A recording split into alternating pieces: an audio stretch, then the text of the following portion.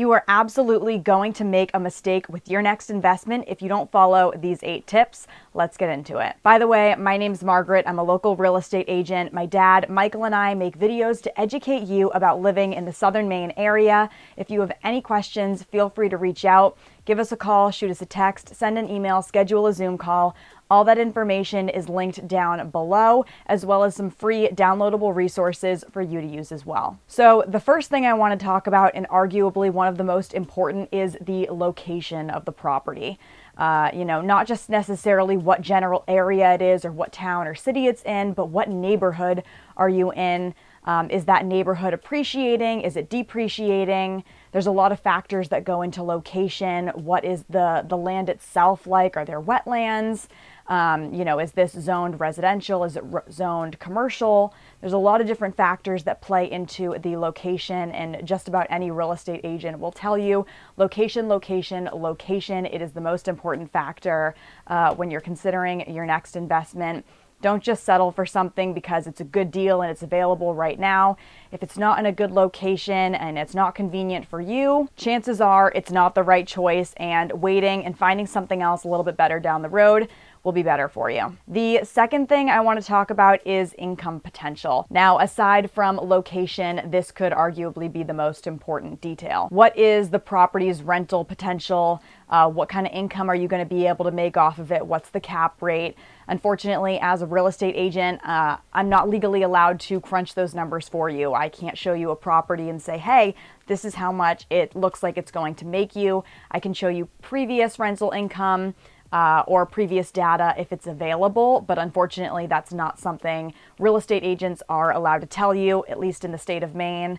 So you have to crunch those numbers yourself. Another thing to consider with this is there previous rental data available to you? A lot of times on the MLS, real estate agents will list this, or the sellers will make it available, because it helps make the property more marketable when people know that it's previously been rented and they've gotten a certain amount of money off of it. Then you can kind of look at that and say, hey, I think that those were good rents. I think that was fair to ask of people. Or you could say, hey, I think I can get a lot more than what they were previously asking. So that's definitely something to look for, or just something to ask for if it's not already made available. If you know the space has been used for rentals previously, it's a good thing to check in on. If it hasn't, you're going to need to crunch those numbers yourself, find comparables, and try and figure out how much that property could roughly be rented for or flipped for, as unfortunately your real estate agent can't do that for you. The third thing I want to talk about is market trends. So what does the market currently look like? Is the neighborhood that you're looking in appreciating? Is it depreciating? Some people want to buy into certain areas when the market's high. Some people prefer to do it when it's low because they think they can get a better investment. With that, obviously comes a lot more risk. So, what risks are you willing to take, really? When do you want to buy into the market? What is the current real estate market looking like? Because it can look pretty drastically different from one town to the next. And so, while you're looking in, say, Kennebunk, the Wells market might not be as strong depending on, what year it is, what time of year it is. It'll probably be fairly similar as the towns are right next to each other. But hey, every town's different. Every town has a slightly different market. Towns that are more expensive next to towns that are a little bit more affordable are going to have pretty different market trends than, two towns directly next to one another. If they're both expensive to live in, things can change depending on what town you're in, what area you're in. Even though they are right next to one another, it can really go either way. And number 4, the condition of the property and expenses. So what kind of condition is the property you're in buying? Are you buying a brand new property? Are you buying, a property that was built in 1880? I've seen that. I showed a property yesterday that was built in 1820. Maine has one of the oldest housing stocks in the entire country. And so while these homes that are this old aren't that common, they definitely do exist.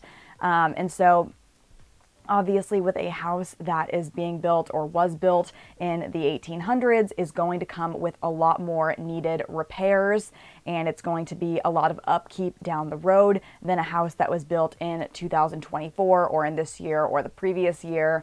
There's not really quite as much to worry about with those. But what's the repair going to look like?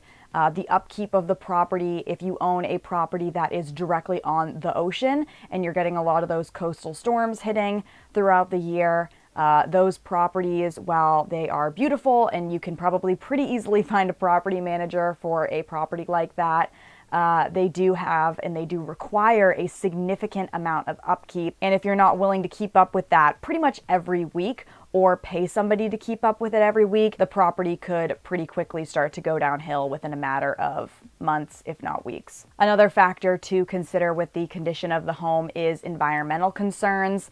I touched on this a little bit earlier, but are there wetlands on the property? Are there any vernal pools? What does the terrain of the property look like? Is it more flat? Is there a lot of rocks?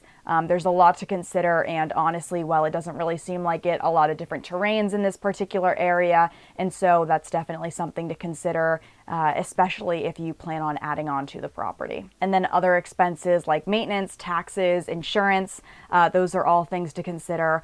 Obviously, if you're investing in a commercial property versus a residential property versus land, these things can vary pretty significantly. So that's another thing, another number you're going to have to crunch and factor into all of this, and something to consider as well. The fifth thing I want to talk about is the tenant profile. So what I mean by this is, what kind of tenants do you want to have?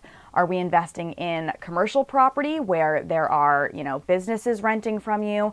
And if we're investing in residential property, do you want long-term renters or do you want short-term vacation renters?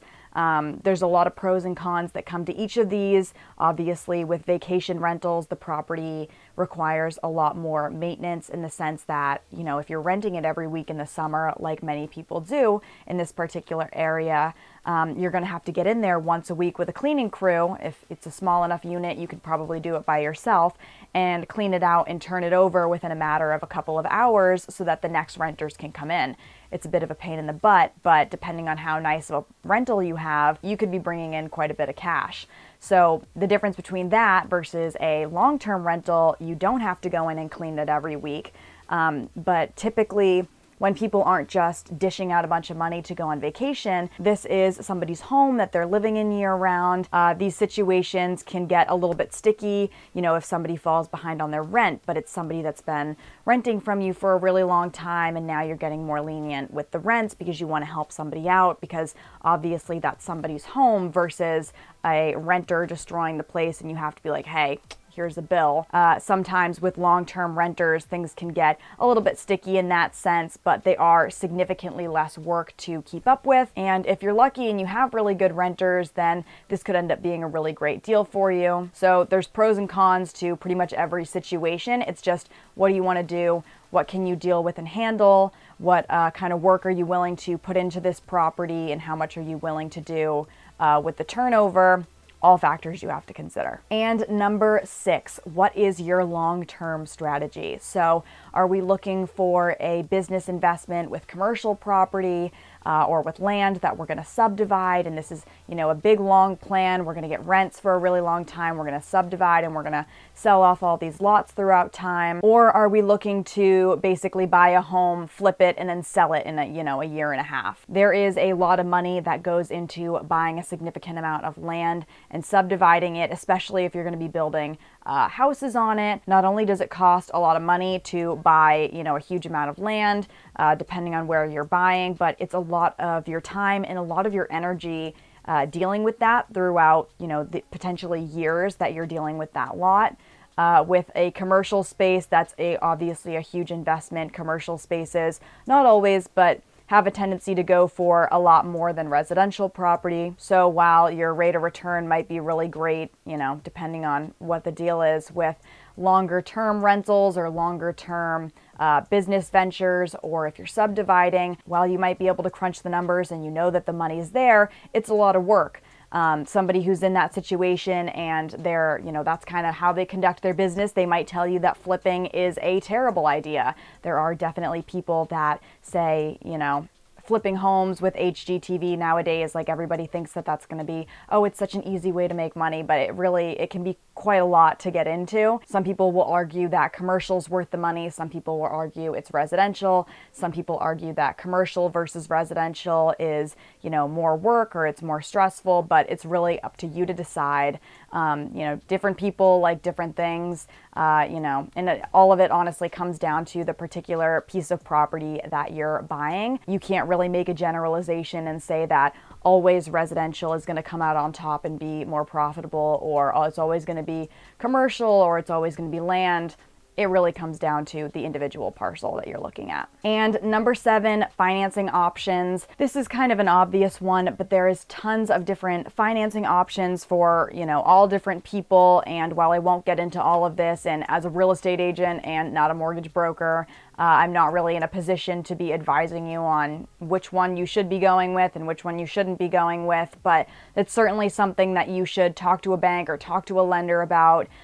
There's plenty of different financing options for you, and as long as you're qualified to be buying the property or investing in a particular property that you're looking at, a lender can obviously make that happen for you. They're going to look at, a multitude of different factors. They're going to look at your credit. They're going to look at your payment history. They're going to look at your ability to pay your particular loan back, and they're going to find ways to optimize your investment, minimize your costs, and really figure out what's best for you and your situation in that particular piece of land. And the 8th and last thing I wanted to talk about is legal considerations. So this is kind of an overarching umbrella term that I'm going to use here, but zoning regulations, landlord-tenant laws, condo association rules and regulations are a huge thing in this area, and really just understanding your local laws, rules, regulations, and what kind of restrictions there are going to be when you invest in any particular piece of property. For example, with condo associations, Wells is a great example of this because we have so many different condo associations, specifically seasonal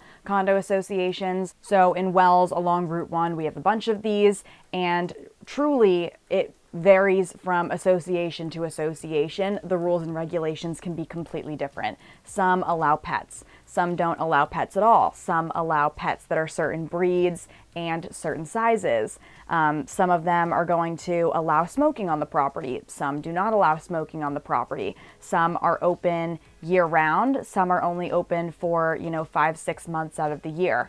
The rules and regulations, it's not just, the town's rules for condos, associations, but it comes down to the individual groups themselves. So you can't just make a generalization about one group and compare it to another association, because they're really not comparable at all. Same thing with zoning. If you're in one area of the town, you can't really easily necessarily compare something to the zoning in another area of the town, because the rules are completely different. So it definitely helps to speak to a code enforcement officer, or if you have a real estate agent or you're working with someone, they can certainly reach out to code enforcement for you. They might have a better understanding of what they're talking about and know the right questions to ask. But legal considerations and different rules, regulations, laws in your local government or in the state are definitely a big factor to consider. All right, so those are the 8 things you need to consider when looking for your next investment.